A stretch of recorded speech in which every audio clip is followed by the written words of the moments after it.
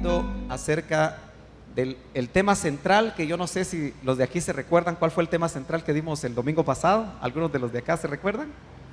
¿No? ¿Sí? ¿Cómo? No preocuparse. Pero hay un tema central. ¿Cuál será ese tema central? La fe. ¿Sí? Vamos a estar estudiando acerca de la fe. También en escuela dominical vamos a estar enseñando acerca de la fe. Es importante que nosotros recordemos, y tal vez el texto que puso el Señor en mi corazón, que yo se lo estoy recordando continuamente, es: mi justo, no el justo. En Habacuc aparece el justo. En Romanos aparece, citando a Habacuc, el justo. Pero es muy llamativo que en Hebreos dice mi justo. Hay una diferencia entre el justo y mi justo. Por la fe vivirá. El contexto de Hebreos acerca de esa frase, ¿se acuerda que lo dijimos? Es precisamente la venida del Señor. Yo creo que todos estamos esperando que el Señor, los tiempos que se acortan, venga pronto, ¿no es cierto? Ese es el anhelo de nuestro corazón. Las cosas que suceden en el mundo, estamos consternados con lo que el terremoto de Haití. Y déjeme recordarle, hermano amado, a algunos de ustedes ya les escribí por internet, pero no tengo internet con todos o contacto con todos, que es importante que nosotros no cerremos el corazón ante este país de Haití. Mucho se ha dicho, mucha polémica ha surgido aún entre los cristianos acerca si esto vino o no vino por castigo del Señor. Se lo voy a decir como lo siento en mi corazón. No es importante saber si esto fue castigo o no del Señor. Lo importante, creo yo, es que nosotros como pueblo de Dios también estemos dispuestos a colaborar, porque hay una gran necesidad. Ningún cristiano puede tener en su corazón el sentir que porque eso fue un castigo del Señor o no fue castigo del Señor, nosotros no vamos a ayudar. Yo creo que ya se abrieron centros de acopio, necesitan mucha agua en botellitas, ¿verdad? O en recipientes, y muchas latas. Así que, mi hermano, nuevamente vamos a abrir este lugar durante esta semana. Usted puede traer esas provisiones y vamos a trasladarlas a un centro de acopio. Yo creo que es importante que nosotros, los hijos de Dios, no solamente le digamos al perdido: Dios te ama, sino porque Dios te ama y ha hecho cosas en mi vida, yo voy a colaborar con esto, voy a colaborar con aquello. Así que yo le invito a usted a que durante esta semana podamos juntar lo que podamos para poderlo llevar a un centro de acopio, y más especialmente oremos por el pueblo de Haití. Amén. Oremos por el pueblo de Haití. Oía yo a Fernando Ortiz, que está muy cerca. Usted sabe que República Dominicana está en la misma isla. Qué llamativo que tembló en Haití y destruyó todo, y en República Dominicana por lo menos yo no tengo noticias de que haya daños. Hermana, no hay ninguna noticia de daños, y es la misma isla. Cuando en este país tembló en el 76, más o menos la misma escala de Richter, 7 punto algo, y más o menos la misma cantidad de tiempo, se sintió y se destruyó muchas partes en todo el país, ¿verdad? ¿Se recuerda ustedes cuántos vivieron el terremoto? Sí, solo los jóvenes no vivieron el terremoto. Bueno, qué llamativo que la isla de Haití y Dominicana son más pequeños, y sí es muy llamativo cómo el epicentro fue muy directo hacia ellos. Pero hay un plan de Dios. ¿Y sabe usted que en Haití también hay muchos cristianos? Sí, por los cuales hay que orar y hay que colaborar, porque realmente es un caos, es una crisis terrible lo que está sucediendo allá. Ahora, acuérdese, después del terremoto en este país vino un avivamiento. ¿Se acuerda? ¿Cuántos aquí son salvos después del terremoto? Levántenme la mano los que se convirtieron después del terremoto. Bueno, mucha gente en Guatemala se convirtió después del terremoto. Yo creo que Dios tiene planes para este pueblo, así que nosotros estemos orando, hermanos, estemos intercediendo. Esta mañana nuevamente nos dimos cita aquí un grupo de hermanos, cabezas de casa, que han estado dispuestos a oír la invitación del Espíritu. Creo que no es la invitación del pastor, sino que es la invitación del Espíritu, Nuevamente hoy es segunda vez que nos reunimos aquí a las 5:30 de la mañana. Y mire qué bendición es reunirse aquí tempranito. Así que yo lo invito, si usted es cabeza de casa, levántese temprano, venga a la casa del Señor. A las 7 en punto nos vamos corriendito, vamos a hacer lo que tenemos que hacer, a levantar al resto de la familia y nos venimos otra vez a la casa del Señor. Cabezas de hogar, es un llamado, por favor atiéndanlo. De 5:30 a 7 de la mañana, yo le decía a mi esposa, ¿quién tiene excusa? ¿No hay trabajo que hacer a las 5 de la mañana? No, ¿verdad? Solo dormir. No seamos dormilones. Vengamos a la casa del Señor a las 5:30 de la mañana, las cabezas de hogar. Pero yo quiero abrir la invitación. Si la cabeza de hogar ya está viniendo y quiere venir la esposa, bien puede venir la esposa. Si usted tiene en su corazón venir, venga. Ahora, si tiene que quedarse cuidando a los muchachitos y haciendo la leche, el frijol y no sé qué más, y no puede venir, no venga, pero ore en casa. Hermanos amados, este es un tiempo en el cual nosotros debemos de buscar la presencia del Señor. Debemos de buscar al Señor. Hay necesidades en las familias. En esta iglesia hay necesidades en las familias. Hay necesidades en los hijos. Hay muchas cosas por las cuales vale la pena venir. Y mire, el tiempo ni se siente. Y qué gozo nos ha dado a los hermanos que venimos tempranito venir a orar al Señor. Es una bendición especial. Así que yo lo invito, si usted es cabeza de hogar, venga. Yo sé que es difícil, para todos es difícil, pero lo bueno de Dios, yo creo que vale la pena que nosotros lo hagamos. Así que yo lo motivo. Ahora, si usted es líder de esta congregación, venga. Tiene doble responsabilidad para venir. Los líderes, las cabezas de áreas aquí en la iglesia, vengan. Estamos muy interesados en la búsqueda del Señor. ¿Todavía dice amén? Ay, ese amén no me convence. Pero hermano amado, es una gran bendición el poder buscar del Señor. Estamos viendo también las enseñanzas dentro de ese tema central de Cristo sobre la fe. ¿Cuántos saben que el Señor enseñó mucho sobre la fe? ¿Sí? ¿Ha leído usted lo que el Señor enseñó sobre la fe? Hay que releer los evangelios, porque si mi justo por la fe vivirá, en el contexto del último tiempo, hermano amado, necesitamos saber qué es lo que la Biblia nos indica a nosotros. Y especialmente, ¿sabe cómo le llaman a Jesús? Ahí en Hebreos 3, verso 1, busquen su Biblia, trajo su Biblia, capítulo 3 de Hebreos, verso 1, ¿cómo le llaman allá a Jesús? ¿Alguien tiene ese pasaje? ¿Cómo le llaman, hermana Flor? Apóstol y sumo sacerdote ¿de qué?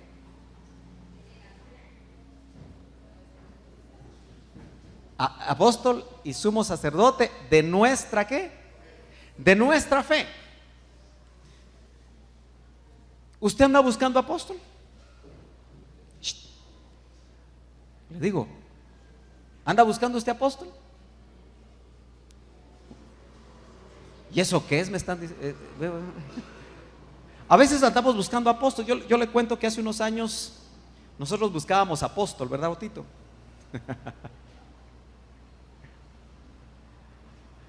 A veces nosotros andamos buscando apóstoles entre los hombres y los hay. Poquitos, pero hay. Por lo menos genuinos.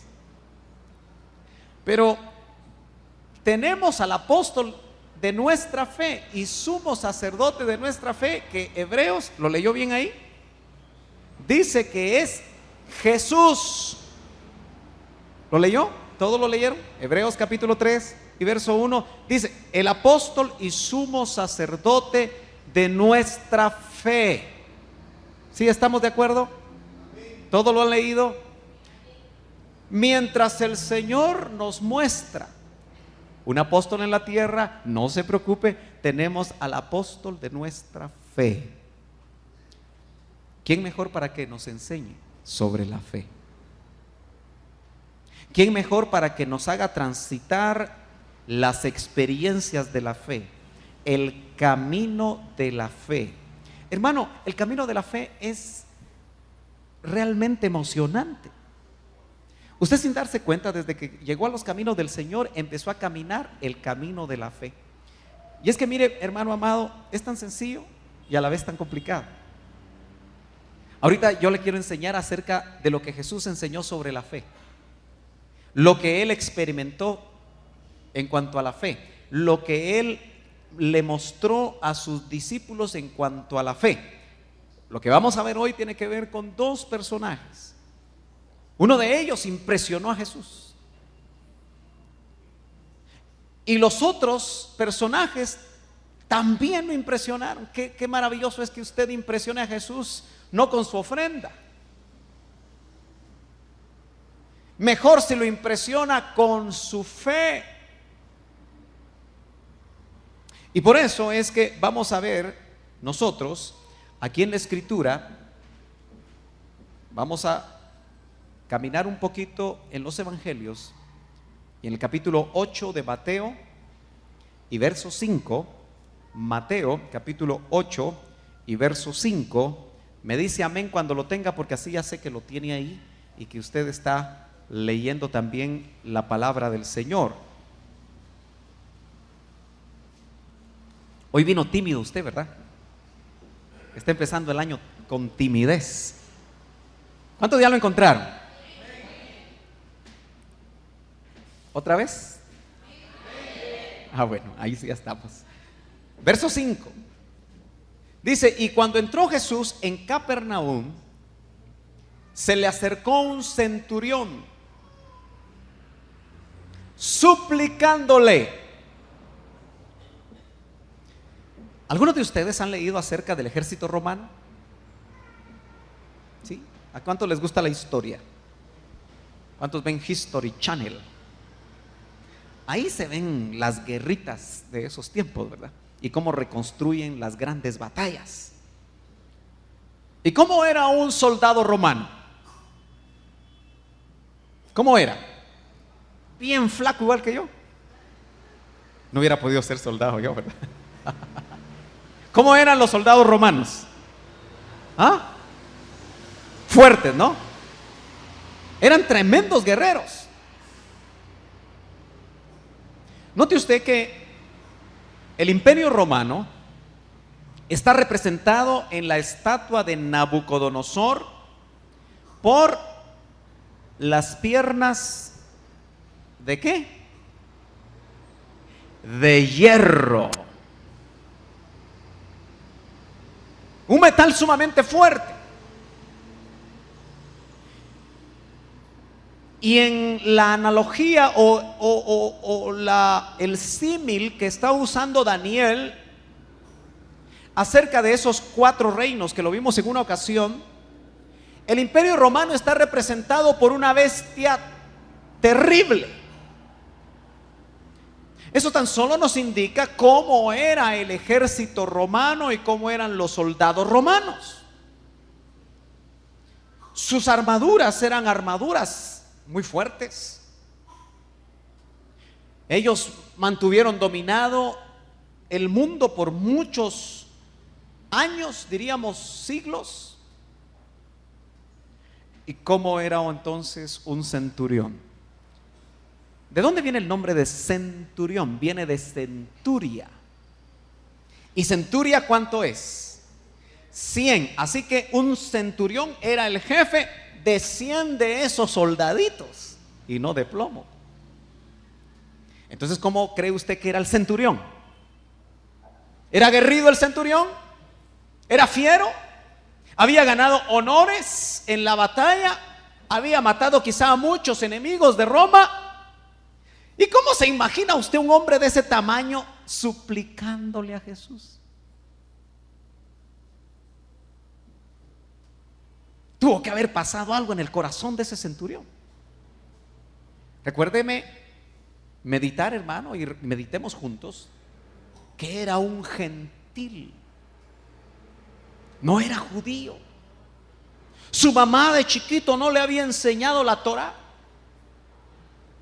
No le había enseñado Oye Israel, Jehová tu Dios, uno es. Verso clave para los judíos. No había aprendido a leer, leyendo la Torá. Si nos metemos en el contexto histórico, ese centurión debe haber aprendido sus primeras letras siguiendo a los filósofos griegos. Nada que ver con un único Dios. Ese centurión le habían enseñado de chiquito que había demasiados dioses. Ese centurión le habían contado que los dioses se metían con las mujeres de la tierra y las diosas se metían con los hombres de la tierra y tenían hijos. La mitología griega fue la misma que agarraron los romanos. Ese hombre creció en un paganismo. Estaba totalmente alejado del concepto de un solo Dios. Y de repente el autor del Evangelio de Mateo nos dice que entró Jesús en Capernaum, se le acercó un centurión, un león hecho un gatito, suplicándole. ¿Nota usted que cuando Jesús se encuentra con las personas suceden cosas tremendas? ¿Nota usted que la vida de las personas que se encuentran con Jesús son transformadas? ¿Cuántos de ustedes ya se encontraron con Jesús? ¿Todavía están siendo transformados? ¿Todavía su vida está siendo transformada? Gloria a Dios. Note usted que dice, y diciendo, Señor, mi criado está postrado en casa, paralítico, sufriendo mucho. Y Jesús le dijo, yo iré y lo sanaré. Gracias a Dios que Jesús es el príncipe de los pastores, ¿verdad? Porque si le hubieran preguntado a un pastor, hubiera dicho, voy a ver cómo está mi agenda, voy a ver si tengo tiempo. Haciéndolo un poquito más cercano al pastor de aquí, mire, lo voy a recibir el martes.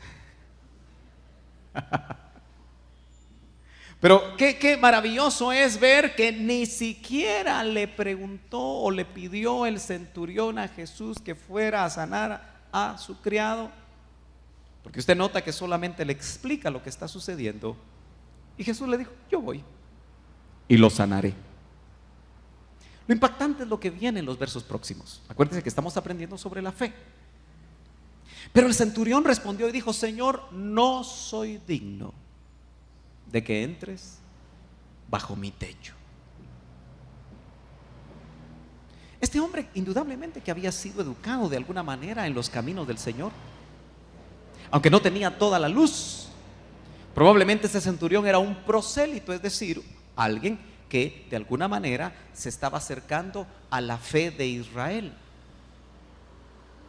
Pero yo creo que ese centurión, hagamos un paréntesis rapidito.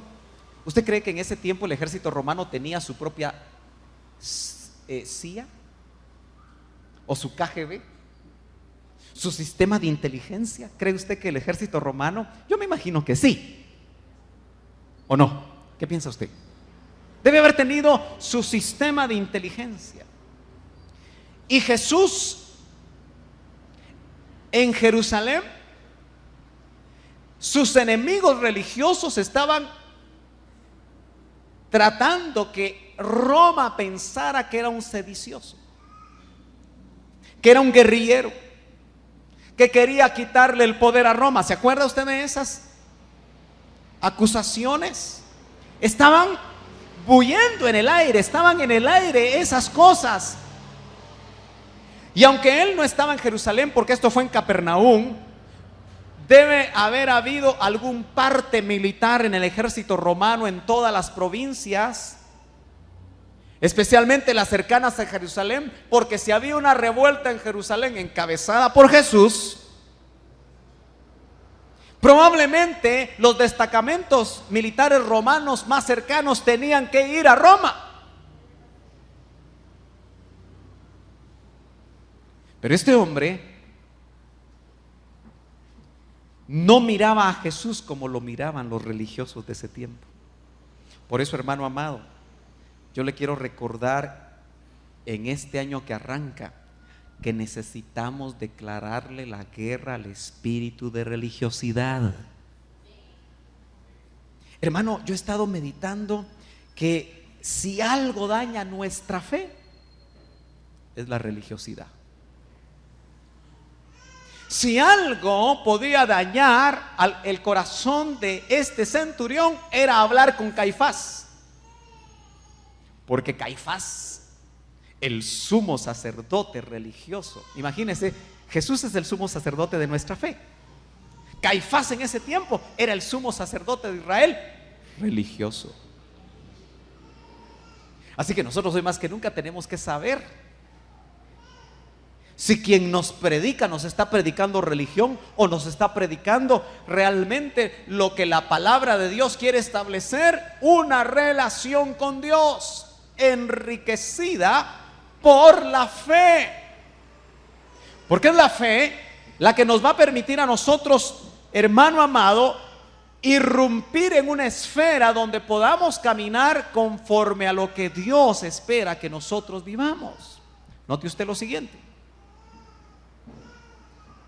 Dice este hombre: no soy digno de que entres bajo mi techo. En lugar de desconfiar de Jesús, este hombre se había enterado no solo de lo que se decía acerca de Jesús en su humanidad, sino que él había recibido revelación. Revelación que no quiso recibir Anás, Caifás y todos los religiosos de ese tiempo, sino que este hombre dice: no soy digno. Para decir esa frase, yo tengo que estar seguro que el que está frente a mí no es un hombre. Hermano amado, contextualícese. Métase un ratito en ese tiempo.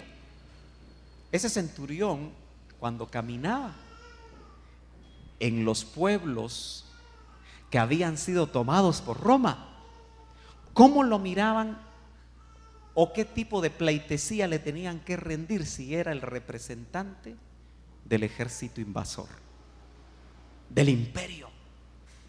Si los 100 soldados, que uno de ellos yo no sé cuántos judíos podía matar, y él dice: no soy digno que entres en mi casa. Eso solamente lo dice alguien que tiene revelación. Ese hombre tenía fe.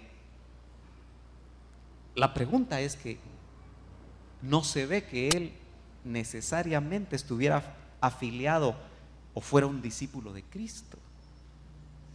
A veces la fe, óigame bien, se puede encontrar más fácilmente afuera de los templos que dentro de los templos. Y todavía no piense mal de mí, espérese un ratito.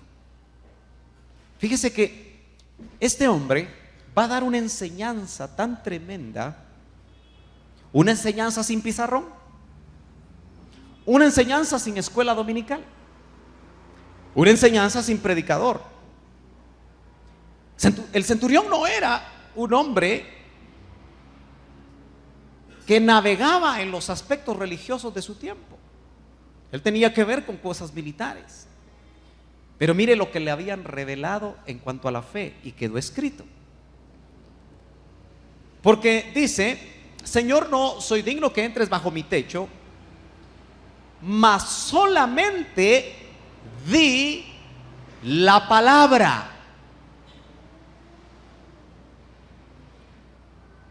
Probablemente ninguno de ustedes tenga hoy aquí la posibilidad de verificar si esa palabra que dice la palabra es logos o es rema. Yo recuerdo que es rema.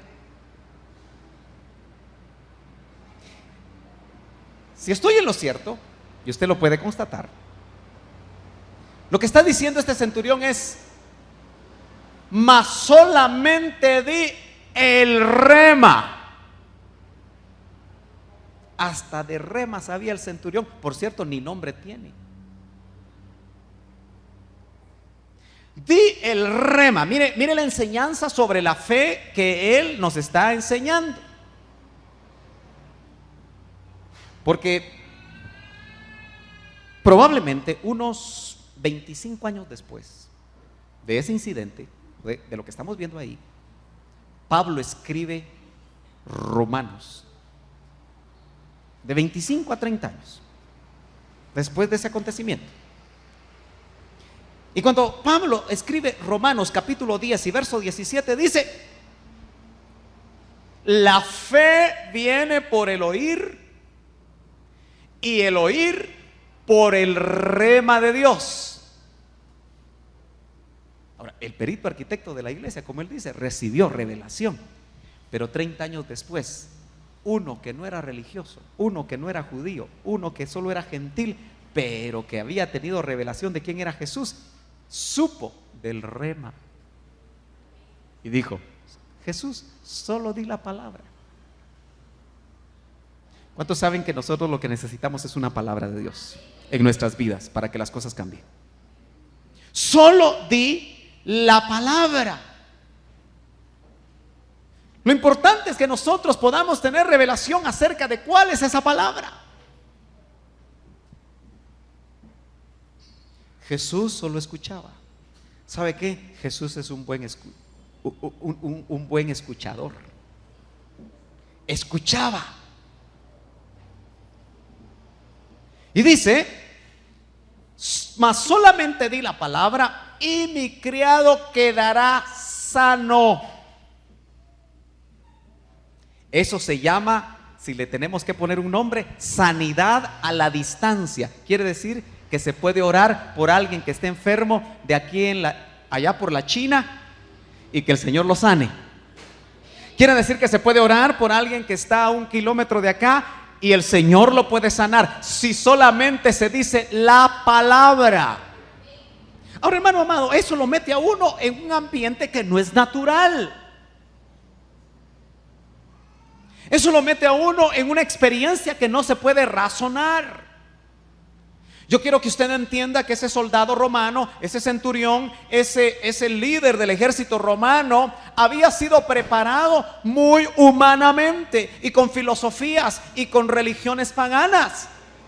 Mas sin embargo obtuvo la fe necesaria para creer que una sola palabra de Jesús podía sanar a su criado, que era ¿qué? Paralítico.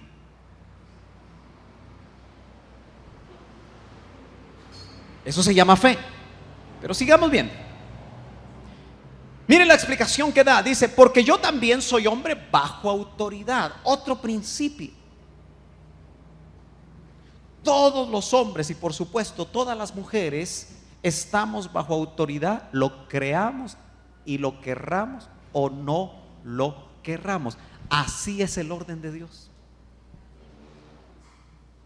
Y él dice: yo soy un hombre bajo autoridad, con soldados a mis órdenes. Y digo a este: ve y va. Ven y viene. Y a mi siervo: haz esto, y lo hace. Igual que los hermanos ovejas de Iglesia de Cristo Betel. ¿Y de qué se ríe?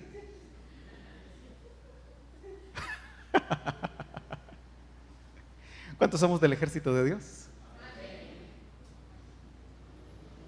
Quiere decir que aquellos que son miembros del ejército de Dios se les puede decir: ve y va, ven y viene, ven al culto de las 5:30 para orar y viene.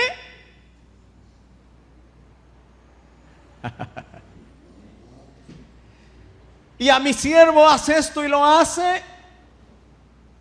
Al oírlo Jesús se maravilló. Me parece que en todos los evangelios solo 2 veces se registra, o quizá 3, pero la palabra maravilló me parece que solo 2 veces se registra. ¿Usted se imagina a Jesús maravillado? El Hijo de Dios, el Verbo increado que tomó carne, maravillado, y no de un judío, de un gentil. Se maravilló. ¿Cuántos de nosotros quisiéramos maravillar a Jesús? Hoy más que nunca debemos estar dispuestos a quererlo maravillar de tal manera que diga: ese mi hijo o ese grupo de hermanos, de mis hijos, me están maravillando tanto que mejor me los voy a traer porque así ya los tengo cerca. Aleluya. Se maravilló y dijo a los que le seguían. ¿Quiénes eran los que le seguían? ¿Quiénes le seguían a Jesús? ¿Quién iba primero ahí? ¿Quién era el primero que iba detrás de Jesús? ¿Ah? Pedrito, Peter. Era el primero que iba ahí. Y se volteó, y óigame bien, porque Peter era terrible con los gentiles. Peter le tuvieron que bajar 3 veces un lienzo para ir a hablarle a otro centurión llamado, ese sí pusieron el nombre, Cornelio. Y todavía en el éxtasis donde lo mete el Señor, porque era tremendo en discriminación ese hombre, seguidor de Jesús, y por cierto, apóstol. Así que los apóstoles siguen siendo hombres, sujetos a muchas cosas. Y en el éxtasis todavía le dice el Señor, porque Pedro peleaba en el éxtasis usted. Y el Señor le tuvo que decir: no llames inmundo a lo que yo ya limpié. ¿Se acuerda usted de eso? Si no, vaya a leer el libro de los Hechos. Todo, por favor. No. Mejor solamente el capítulo donde habla acerca de, creo que es el capítulo 10 de Hechos. Y entonces dice: se maravilló y dijo a los que le seguían. Pedro se haber puesto, mire, bravo.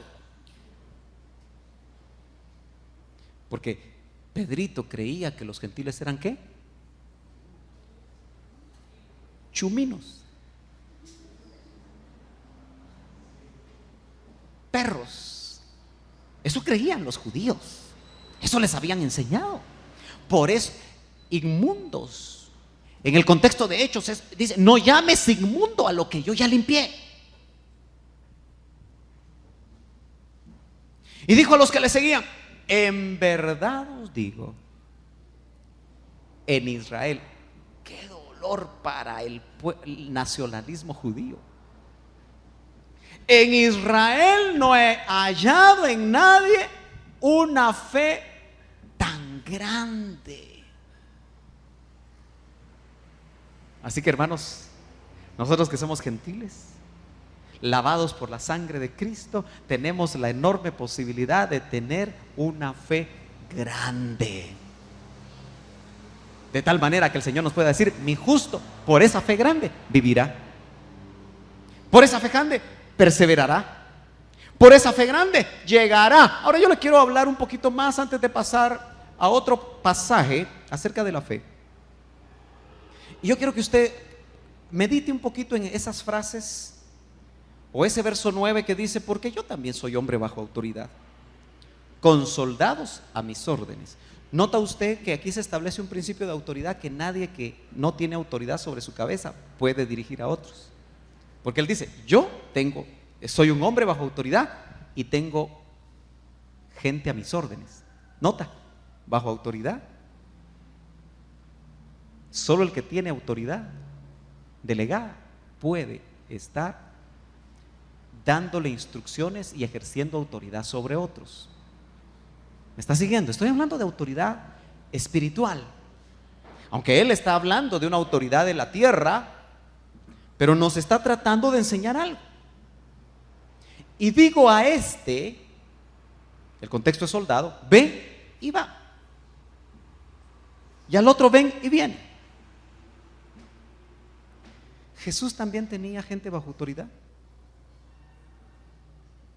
Bueno, eran sus discípulos. Pero acuérdese que el centurión estaba hablando de agentes espirituales que podían llevar la palabra rema de Dios hasta el lugar donde estaba el siervo paralítico del centurión. No sé si me estoy explicando, hermano. El centurión había logrado ver que sus servidores podían cumplir sus órdenes, pero por la fe tan grande que tenía podía ver, porque la fe sirve para ver. ¿Cuántos saben eso? ¿Sí? La fe sirve para ver donde no se puede ver. Yo siempre pongo este ejemplo.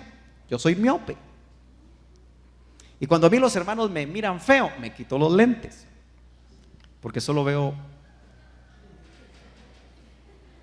medias definidas las caras. Así sin lentes yo no sé quién me está viendo feo. Así que ya sabe que cuando me quite los lentes es porque siento que me están viendo feo. No miro bien. El miope no puede ver de lejos. Pero cuando yo me pongo los ojos, mejor dicho, los lentes, es como mis ojos. Estos son mis ojos. Haga de caso que estos son los anteojos de la fe. Cuando yo me pongo mis anteojos de la fe, en el mismo ambiente donde no tenía yo anteojos, puedo ver claramente lo que antes no podía ver. Así es la fe. ¿Se acuerda usted de aquel profeta llamado Eliseo que tenía un siervo? ¿Se acuerda del nombre de ese siervo de Eliseo? Giesi. Le gustaba el pisto. ¿Se acuerda? Money, dinero. Le gustaba el dinero a Giesi. Qué raro, ¿verdad? Que haya siervos de otros siervos que les guste más el dinero. Pero bueno, dejemos eso ahí. Llegó una ocasión, Eliseo estaba siendo rodeado por ejércitos, porque el profeta de Dios le mandaban ejércitos para atraparlo. Y cuando ese Giesi, que de plano no tenía mucha fe, ¿verdad?, le temblaban las canillas a la par de Eliseo. Eliseo tuvo que orar por él, porque Eliseo estaba tranquilo, porque él, cuando miraba con los ojos de la fe, miraba que era más grande el ejército celestial que estaba alrededor de él que los soldados que habían mandado contra él. Pero Giesi no miraba. Eso quiere decir que cada vez que nosotros estamos timoratos es porque no miramos nada. Cada vez que nosotros estamos preocupados es porque no vemos nada, estamos miopes. Y necesitamos que oren por nosotros, como lo hizo Eliseo. Y cuando Eliseo vio, porque por la oración del siervo, Giesi miró. Después de esa oración, cuando se le terminó la gasolina, ya no volvió a ver nada otra vez. Pero en ese momento se calmó Giesi, porque vio también los ejércitos celestiales que estaban alrededor de él. Hermanos amados, en estos tiempos nosotros necesitamos ver cuando salimos de casa. Necesitamos ver cuando, hermanos, salimos de un banco y si cometemos el error de sacar mucho dinero en efectivo. Necesitamos ver que Dios está al control de las cosas, pero eso solamente se puede hacer con la fe. Y notamos entonces que este hombre había descubierto con su gran fe, porque así le llamó el Señor, que tenía una gran fe, que Jesús podía mandar, no a Pedro, porque no estaba hablando de servidores de carne y hueso. Él estaba hablando de servidores espirituales que podían ir a la distancia y operar. No sé si me está siguiendo. No sé si me está siguiendo. Mire, hermano, nosotros necesitamos volver a un evangelio poderoso, a un evangelio que nos fue predicado, hermano amado, y que poco a poco a la gente se le fue olvidando. Qué bueno que aquí tengo un testigo. Pero yo recuerdo testimonios como estos, que a veces estaba orando aquí por alguien, quizá por un ministro, y de repente ese ministro en sueños miraba al siervo que estaba orando, ¿verdad? Y que llegaba a ministrarlo a la distancia. Sin duda que hay ángeles bajo la autoridad de Jesús. ¿Cuántos creen eso? Los de este lado creen que hay ángeles bajo la autoridad de Jesús. ¿Cuántos ángeles habrán? Miriadas de ángeles. Mire, hermano, si los ángeles dicen que están al servicio de los que hemos de alcanzar la salvación, ¿cuánto más no estarán al servicio de aquel que es el apóstol de nuestra fe? Se llama Jesús, se llama Cristo. ¿Y cuántos de esos ángeles, hermano amado, cuando Jesús dijo, yo voy y los sano, cuando escuchó la enseñanza del centurión, seguramente en el mundo espiritual algo sucedió cuando el Señor oró? Porque cuando Él se maravilló, la escritura nos muestra que ahí, si seguimos leyendo en el capítulo 8 de Mateo, nos vamos a dar cuenta que indudablemente, quiero que usted me acompañe, solo quiero que veamos en el capítulo 8, después del verso 10, qué fue lo que sucedió. Porque realmente la fe de este hombre produjo algo tremendo. Dice, capítulo 8 y verso a partir del 10, ¿lo tiene? Y dice el verso 11, y os digo que vendrán muchos del oriente y del occidente, y se levantarán a la mesa con Abraham, Isaac y Jacob en el reino de los cielos, pero los hijos del reino serán arrojados a las tinieblas de afuera, y ahí será el llanto y el crujir de dientes. Me interesa el 13. Entonces Jesús dijo al centurión, vete, así como has creído, te sea hecho. Y mire lo que dice el final del verso número 13. Y el criado fue sanado en esa misma hora.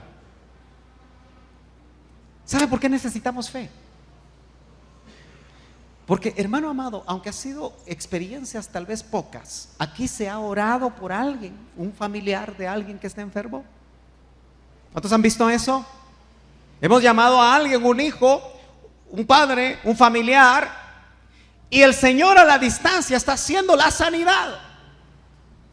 Porque esa fe no es solamente para ese tiempo, esa fe es para ahora. ¿Cuántos de ustedes tienen hermanos, familiares en Estados Unidos que saben que están con problemas? O que pueden llegar a estar con problemas, o que los tienen lejos del lugar donde ustedes se encuentran y tal vez por diferentes razones no pueden llegar a donde están. La fe que el Señor quiere desarrollar en el justo, mi justo, es una fe que puede llegar aún de la misma manera como lo hizo Jesús, a operar en el mundo espiritual cosas tremendas. Miren lo que me está poniendo el Señor, usted júzguelo. Pero ¿cuántas mujeres viven preocupadas porque sus esposos pueden estar buscando un segundo frente? Mejor me volteo para no ver a nadie. Hay veces que las mujeres están preocupadas porque miran que hay... ¿Cuántas mujeres saben que hay síntomas cuando un hombre anda por otro lado revoloteando? ¿Aló? ¿Hay síntomas, hermanas? Amén, dicen por ahí. ¿Se perciben los síntomas? Es con ustedes, hermanas. ¿Sí? ¿Perciben ustedes los síntomas? A veces enfrente le pasan a la susodicha. Ahí ya no se necesitan síntomas. Ahí está todo bien clarito. ¿Cuántas hermanas creen que su fe las puede meter en una atmósfera donde puedan orar y puedan interceder para que en el mundo espiritual el Señor provoque algo en el corazón de ese esposo? ¿Aló? O en el corazón de esa esposa, porque ahora también patean por un lado y patean por el otro. Meten goles los dos. Gracias a Dios que aquí no pasa, ¿verdad? ¿Cuántas madres están preocupadas cuando sus hijos salen y dicen que van a la U? Dicen que van al instituto o al colegio y se van, como bien dicen en buen chapín, de capiuza. ¿Usted no ha ido a los centros comerciales entre semana en algún momento a hacer alguna sugestión y encuentra a las jovencitas y a los jovencitos a hora de clases paseando? Y lo peor, que bien apechugaditos.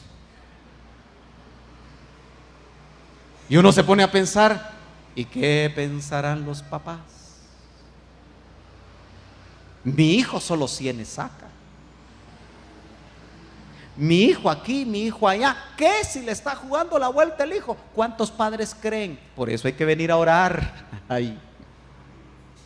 ¿Cuántos padres creen que Dios no les puede revelar hasta en visión dónde andan sus hijos?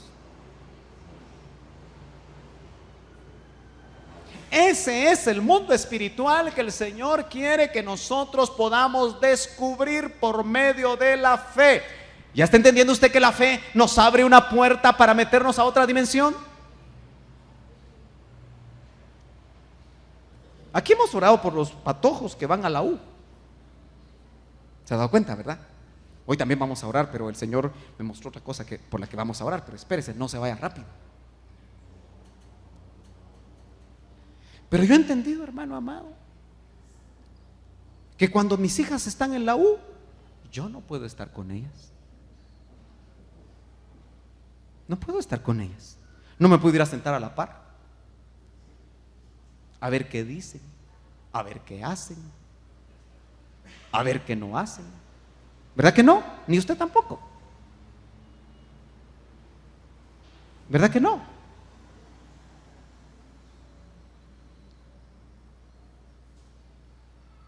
Y como todo se sabe debajo del sol, a veces se sabe muchas lunas después.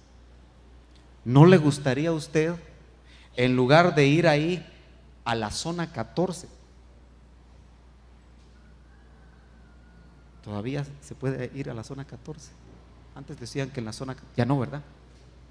Saber en qué área de la zona 14 era eso, pero se decía que era el kilómetro 14, no era la zona 14, ya estaba asustada Sarita. Pero yo sabía que era algo de 14. Kilómetro 14, era por aquí, ¿verdad? Con razón el Señor puso el IMSS central aquí de este lado, ustedes. Zona 14, ¿verdad? O en la boca del monte, en lugar de ir a ver qué es lo que... Mire, por favor, ¿me podría decir usted en qué pasos anda mi esposito? Mejor con la fe que el Señor quiere desarrollar que en visión usted pueda saber qué está pasando. ¿Qué está pasando en el corazón de sus hijos, hermano? ¿Qué está pasando en el corazón de su esposa? ¿Qué está pasando en el corazón de su esposo? ¿Qué es lo que está sucediendo en el ambiente? Hermano amado, hasta en el negocio nos puede indicar el Señor qué está pasando. ¿Me está siguiendo? Esa sobrenaturalidad que un centurión que maravilló al Señor por medio de la fe se puede dar en nosotros también, aunque no digan amén.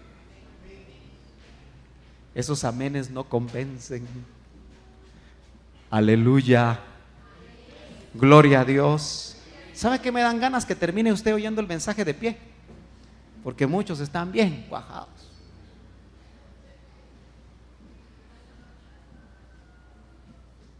Gloria a Dios. ¿Hay calor? ¿Tiene calor? Si no, abrimos ahí, mire, y se va a morir del frío, pero bueno. Marcos capítulo 2. Marcos capítulo 2 y verso 1. Usted me dice si lo tiene. Yo le voy a poner a este verso: la fe de 4 puede sanar a 1. La fe de 4 puede sanar a 1. A veces se necesita fe de varios. para que se operen cosas en el mundo espiritual. Porque, hermano amado, ese siervo del centurión que era paralítico necesitaba un tremendo milagro. Y a la distancia. La Biblia no nos dice más de ese centurión, pero ¿cree usted que él creyó? Ya creía, creyó más. Habiendo entrado de nuevo en Capernaum, mire lo que sucede en Capernaum. Varios días después se oyó que estaba en casa. Y se reunieron muchos. Note, era una casa. En una casa como la suya y como la mía. Solo que la diferencia la hizo que Jesús llegó a esa casa. Y se reunieron muchos, tanto que ya no había lugar ni aún a la puerta. Hermano amado, yo estoy esperando un avivamiento así. Que a su casa la gente le vaya a tocar, preguntándole qué hacer, preguntándole cómo conocer a Cristo, pidiéndole que ore por ellos. Porque qué diferencia, hermano amado, según la Escritura hay que ahora un hijo de Dios que representamos a Cristo, porque dice que yo mengue, dice el canto, que tanto cantamos, y que tú crezcas. ¿No cree usted que nosotros también podemos hacer llegar a Jesús a nuestra casa y que muchos, tanto que ya no había lugar ni aún a la puerta? Mire lo que hacía, lo que pasaba con Jesús. ¿Y qué era lo que él hacía? Y les exponía la palabra. Hermanos amados que están aquí, hermanos amados que están aquí, yo puedo ver aquí por lo menos más del 60% de las personas que están aquí que les han dado palabra, palabra, palabra, palabra, palabra, palabra, palabra, palabra y palabra. Y es tiempo que la den. Porque lo que Jesús hacía ahí en la casa, note que no era en un templo, era en la casa, y les exponía la palabra. Entonces vinieron a traerle un paralítico. Este podría ser el tema, la fe para sanar a 2 paralíticos. Entonces vinieron a traerle un paralítico llevado entre ¿cuántos? 4. Y como no pudieron acercarse a él a causa de la multitud, ¿qué hicieron? Yo quiero que usted se mastique conmigo, así bien rumiadito, esta porción de la palabra.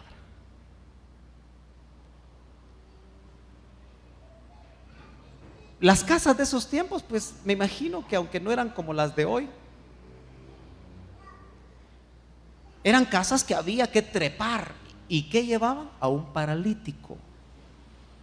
Yo quiero que usted mire, probablemente se hicieron una subcamilla improvisada y cada uno de los 4 llevaban a ese paralítico para que Jesús lo sanara. Ahora yo quiero que usted empiece a ver la fe de esos 4.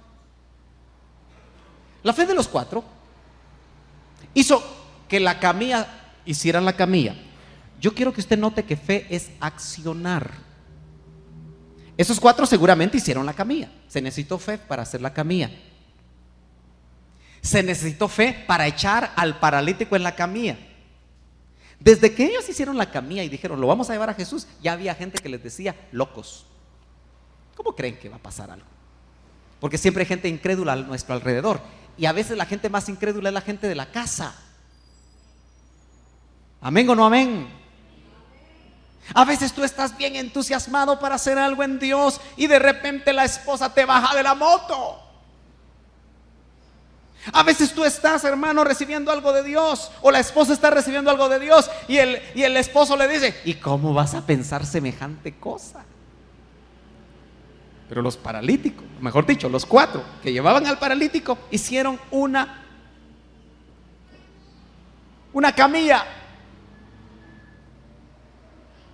Y la fe de ellos, no la fe del paralítico, la fe de ellos los llevó hasta donde estaba Jesús.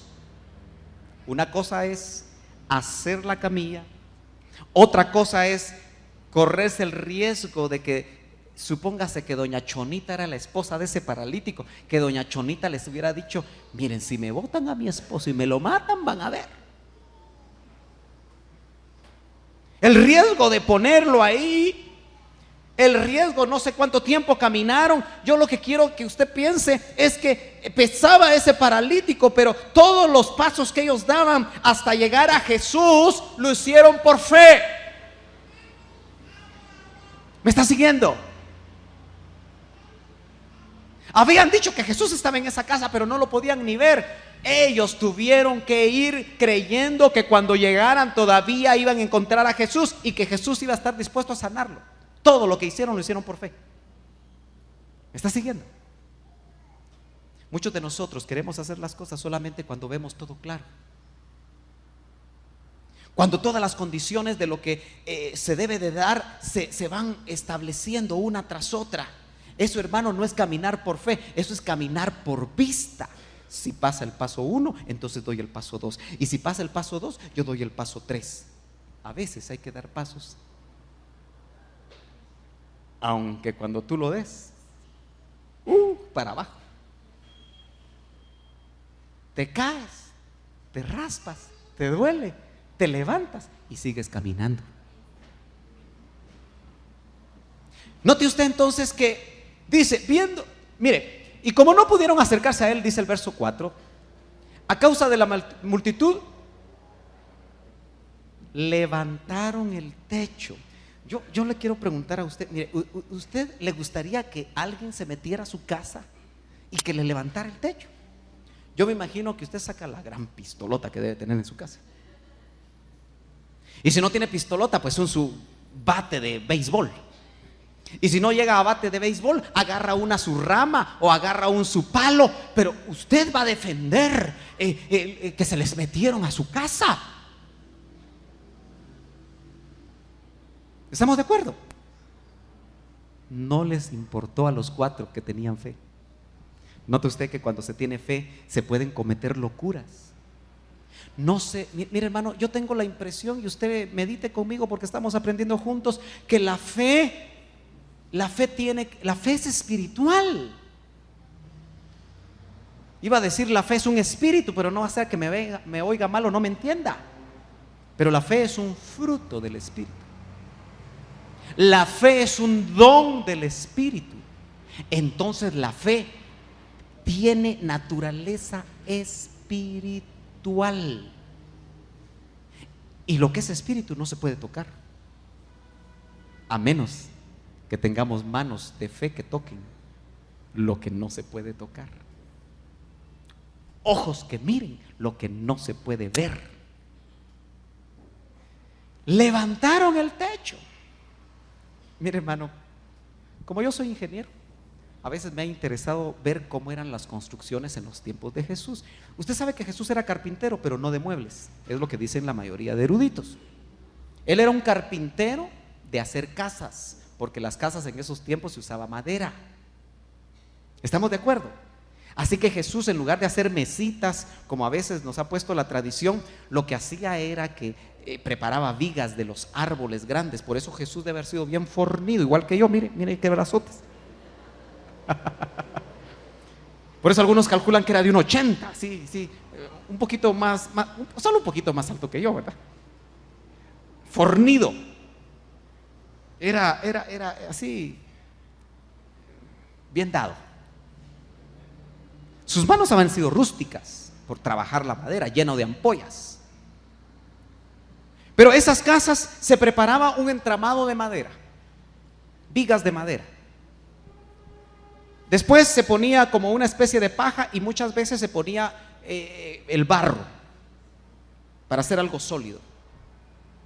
La casa estaba llena. Jesús probablemente estaba en el centro y les explicaba la palabra. Si hubieran sido bautistas o presbiterianos o nazarenos, cuando empezaron a oír el ruido de arriba del techo, hubieran dicho: ¡shh, cállense! Pero eran pentes, fíjese.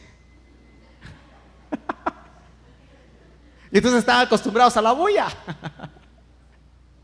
Y entonces ellos empezaron, y yo ya me imagino que de repente a Jesús le cayó una piedrecita aquí, mire. Usted me va a pedir el verso, ¿verdad? Imagínese un ratito conmigo. Y a los demás les empezó a caer el polvo, porque ellos levantaban y caía polvo, porque cuando se derrumba una casa y ellos estaban levantando el techo, yo no sé cuando ellos estaban levantando, yo me imagino que 2 levantaban el techo y 2 cuidaban al paralítico. No vaya a ser que se hubiera ido corriendo el paralítico, ¿verdad? No podía irse corriendo el paralítico. Y cuando abrieron el hoyo, Jesús haber visto. Pero ¿usted cree que Jesús sabía que ese paralítico ese día iba a salir de su casa llevado por 4? ¿Usted cree que lo sabía? Lo sabía, hermano. ¿Por qué? Porque él subía al monte a orar. Cuando su pastor, el papá de Jesús, el pastor, el padre, le decía: Jesús, te encuentro en el monte a las 5 de la mañana. Jesús llegaba, fíjese. Jesús llegaba. Y el padre le decía: el itinerario de este día es este y este. ¿Cree usted eso? Entonces yo me imagino que solo se hizo el sorprendido, ¿verdad? Y seguramente como los discípulos, mire, por eso dicen: bien hace el que no estorba, ¿verdad? Pero yo le aseguro que Pedro ya estaba sacando su espadita y le había dicho: Jesús, ¿quieres que los saque a planazos a estos? Porque la mayoría de veces lo que hacían los discípulos era estorbar a Jesús. A veces el problema de nosotros es que estorbamos a Jesús. Y cuando él vio que estaba ese hoyo ahí, mire lo que dice la Biblia. Viendo Jesús, ¿qué era lo que estaba viendo Jesús? ¿Cómo dice su Biblia? La fe de ellos. ¿Se puede ver la fe? ¿Se puede ver la fe? ¿No se mira la fe? Pero Jesús vio la fe. ¿Cómo salimos del problema? ¿Se mira o no se mira la fe? Santiago entendió el secreto, porque Santiago nos dice ahí, Santiago el hermano de Jesús, seguramente Jesús le enseñó eso.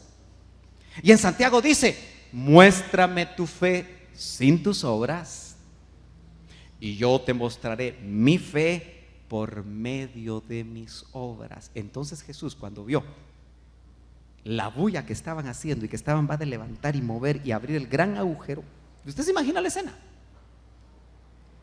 Y lo más grotesco, quiero usar esa palabra, lo más dramático, es que lo tuvieron que amarrar al pobre. Porque los 4 seguramente lo empezaron a bajar, ¿verdad? ¿Se imagina usted la escena? Jesús haber parado de enseñar. Y el paralítico en la camilla empezó a bajar despacio. ¿Es una locura eso? Es una locura. ¿Cómo vio la fe de ellos? Con lo que estaban haciendo. Mirará el Señor fe en nosotros. ¿Qué cosas estás haciendo tú, hermano, hermana, joven, señorita, que haga que el Señor vea fe en ti? Vengo los domingos a las 11 de la mañana, y como el pastor nunca termina de predicar, me voy a la 1. Hasta ahí llega tu fe. ¿Qué estamos haciendo nosotros para que el Señor vea fe? ¿Cuántos de ustedes tienen familiares duros para el evangelio? Duros, así, duraznos para el evangelio. ¿Cuántos tienen familiares así? ¿No será que la fe de ustedes es la que está faltando? Para llevar a esos paralíticos del alma a Jesús. Haciendo locuras, haciendo cosas que se salen de lo normal. Pero dice la Escritura, yo voy terminando, Jesús, viendo la fe de ellos, dijo al paralítico, yo le quiero recordar, viendo la fe de ellos, no vio fe en el paralítico. En el centurión, vio la fe del centurión y yo quiero que usted note, la fe del centurión le traslada salud a su siervo paralítico. La fe de los 4, tal vez familiares, amigos, no sé, permitió que ese hombre paralítico, ninguno de los 2 paralíticos ejerció fe. ¿Puede notarlo? ¿Lo está siguiendo? Así que tu compañero de estudio por el que tú anhelas y oras, la fe tuya lo puede llevar a los caminos del Señor. La fe tuya puede llevar a ese compañero de trabajo. La fe tuya puede hacer que ese varón que se fue de casa regrese. La fe tuya puede hacer que las cosas cambien. Viendo Jesús la fe de ellos, dijo al paralítico, hijo, tus pecados te son perdonados. ¿Nota? En ese momentito, cuando bajó con 4 hilos la cama donde estaba el paralítico, todos estaban expectantes como ustedes en este momento. ¿Qué irá a pasar? Ya Jesús los tenía acostumbrados que sucedían cosas raras. ¿Y todos qué era lo que esperaban? Que el paralítico sanara y saliera caminando, ¿no es cierto? Pero Jesús lo que hizo fue que le dijo, hijo, tus pecados te son perdonados. Le aseguro que todos dijeron,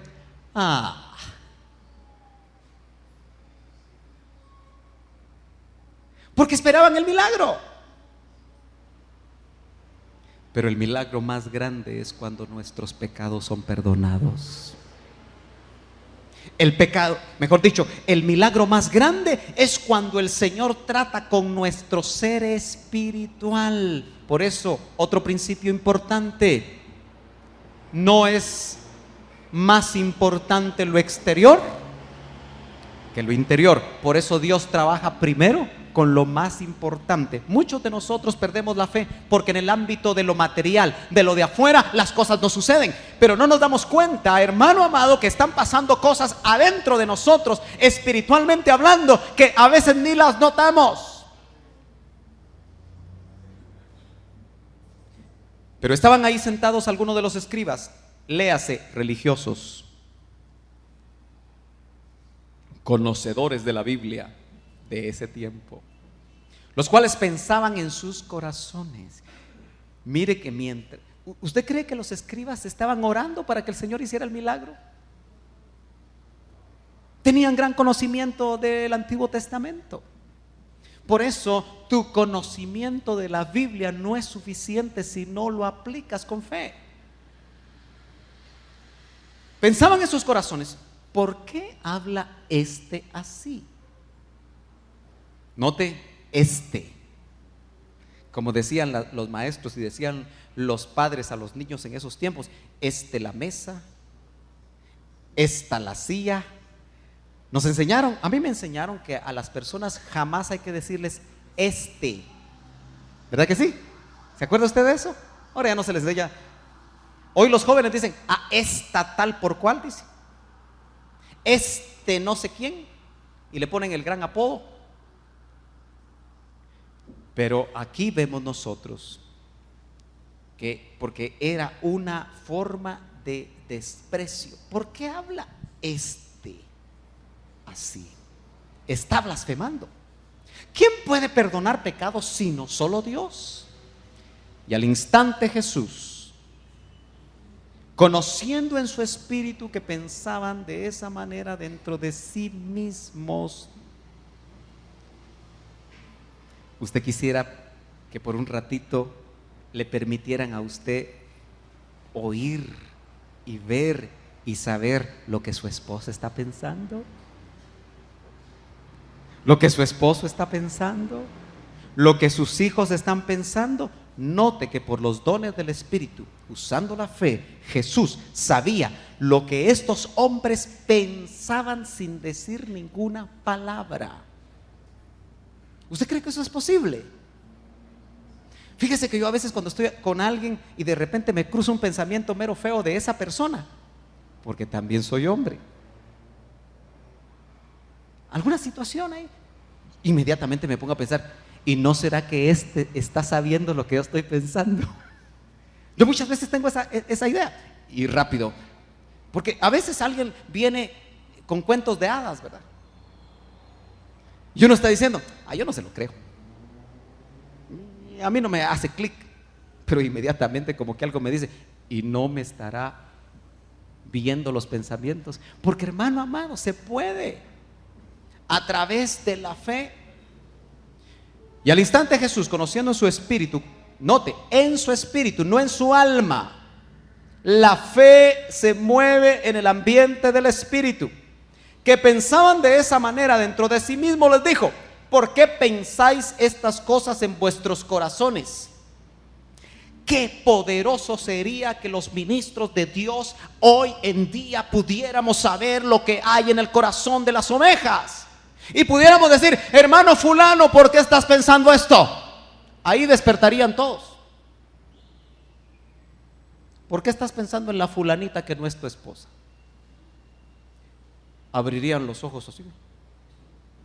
¿Por qué estás haciendo esto y estás haciendo aquello? Hermano amado, los tiempos finales van a ser así. Mejor empieces a hacer su camisa de plomo, porque los rayos X de los ministros van a penetrar hasta las vestiduras de plomo. ¿Y sabe por qué? Porque Dios nos ama.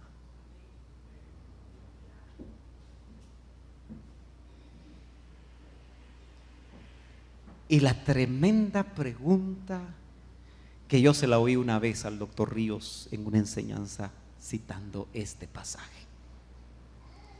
¿Qué es más fácil decir? Dijo Jesús al paralítico.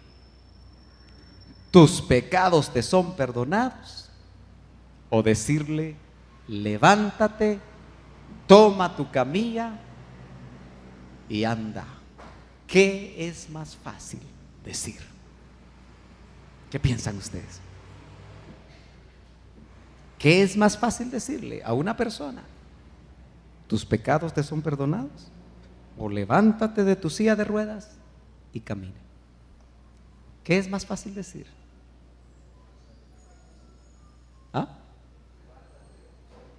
Levántate de tu silla. ¿Qué es más fácil decir de este lado? Levántate de tu silla. Bueno, ustedes ya están adoctrinados. Es mucho más difícil decir, tus pecados te son perdonados. ¿Usted sabe que los brujos sanan a la gente? Sí. Tienen poderes para sanar. Por eso muchos cristianos paran con los brujos, porque dicen, ahí en mi iglesia no pasa nada, mejor me voy con el brujo. Pues para que sepáis que el Hijo del Hombre tiene autoridad en la tierra para perdonar pecados, dijo al paralítico, a ti te digo, levántate, toma tu camilla y vete a tu casa. Jesús sabía que el milagro interior en ese paralítico estaba hecho, porque desde el momento que le dijo, acuérdese que aquí es di la palabra, y desde el momento que le dijo, tus pecados te son perdonados, los pecados de ese paralítico fueron perdonados. Y por eso el Señor le pudo decir, ahora, después de que trabajé tu ser interior, tu gran problema con el Padre, que no te permite comunión con Él, ahora te digo, voy a trabajar la esfera del cuerpo. Levántate, toma tu camilla y vete a tu casa. Y eso fue lo que sucedió. Los escribas y fariseos también tuvieron que limpiarse la baba, porque creían que él no tenía el poder para hacer. Pero el gran principio para nosotros es que en los aspectos de fe, primero es lo de adentro. Primero es lo de adentro. La incredulidad con la que nosotros nos movemos todos los días es porque nos han trabajado adentro, nos han metido incredulidad adentro, nos han atacado el corazón adentro, están dañando, y a muchos pudieron haber dañado su ser interior adentro para no tener fe. Muchos de ustedes han caminado en su vida viendo milagros por medio de la fe y se les olvidó. Muchos aquí tomaron decisiones por la fe de dejar incluso de tomar medicamentos en algún momento como rema de Dios, y Dios hizo milagros. Otros tomaron decisiones que hicieron que las cosas alrededor de ellos fuera sobrenatural y se nos olvidó. Dios quiere que su justo, mi justo, aprenda a vivir por la fe. Póngase de pie. Ya nos vamos. Pero antes de que salga corriendo,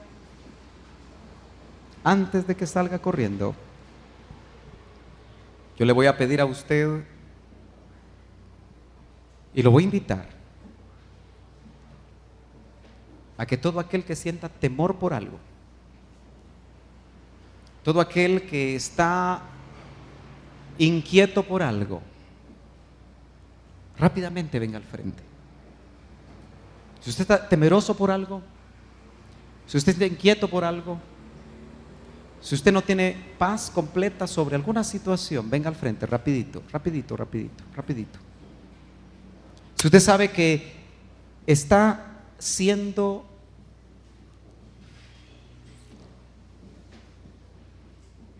metido en una atmósfera de prueba,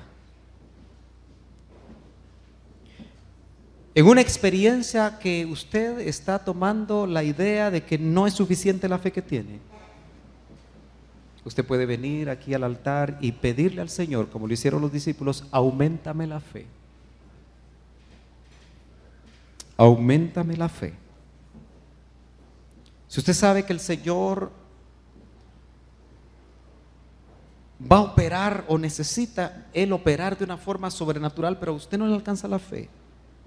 Si usted está como aquel hombre que le decía a Jesús respecto a su hijo: Señor, creo, pero ayuda a mi incredulidad.